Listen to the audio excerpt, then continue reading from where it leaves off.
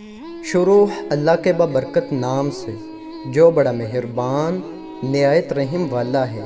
حضرت شاہ عبدالعزیز دہلوی رحمۃ اللہ علیہ کے زمانے میں ایک ہندو پنڈت نے اعلان کیا کہ ہندو مذہب سچا مذہب ہے اور اسلام جھوٹا مذہب ہے، اور دلیل اس نے یہ پیش کی کہ ہمارا فلاں مندر جو 2000 سال سے بنا ہوا ہے آج تک بالکل صحیح سالم ہے، اس کی دیواریں، کھڑکیاں، دروازے غرض سب کچھ ویسے کا ویسے آج تک اپنی اصلی حالت میں موجود ہیں، جبکہ مسلمانوں کی مساجد ایک سال بھی نہیں گزرتا کہ رنگ روغن، در و دیوار، دروازے، کھڑکیاں سب کچھ خراب ہونا شروع ہو جاتے ہیں۔ لہٰذا یہ اس بات کی دلیل ہے کہ اسلام مٹنے والا ہے اور ہندو مت باقی رہنے والے ہیں۔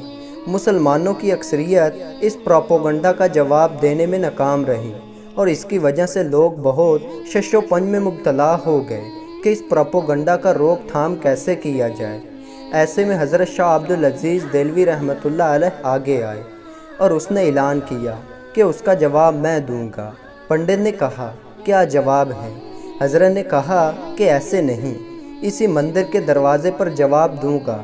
مقررہ وقت پر مسلمان اور ہندو سب جمع ہو گئے کہ دیکھیے کیا جواب دیتے ہیں۔ حضرت صاحب مندر کے دروازے پر کھڑے ہو گئے اور قرآن کی آیت ترجمہ، اللہ تعالیٰ اس قرآن کو پہاڑ پہ بھی نازل کر دیتے تو وہ پہاڑ بھی اللہ تعالیٰ کے جلال سے ڈر کر ٹکڑے ٹکڑے ہو جاتا۔ آپ آیت پڑھتے جاتے اور مندر کے در و دیوار، دروازے کے طرف انگلی سے اشارہ کرتے جاتے۔ ایسے میں اللہ تعالیٰ نے آپ رحمۃ اللہ علیہ کے ہاتھ پر اپنے دین کی حقانیت کی کرامت ظاہر کر دی اور مندر کی دیواریں گرنا شروع ہو گئیں، دروازے ٹوٹنے لگے۔ مسلمانوں نے اللہ اکبر کا نعرہ لگایا۔ پنڈت جل سے حضرت کے قدموں میں گر گئے اور کہا، بس کریں، بہت ہو گیا، لیکن اس کی حقیقت تو بتا دیں کہ یہ کیا ہوا۔ آپ رحمۃ اللہ علیہ نے فرمایا، اللہ تعالیٰ نے قرآن میں فرمایا ہے کہ قرآن اگر پہاڑ پر نازل کر دیتے تو وہ بھی اپنی جگہ نہیں ٹھہر سکتا، پھر اس مندر کی کیا مجال ہے، یہ اپنی جگہ پر کھڑا رہتا۔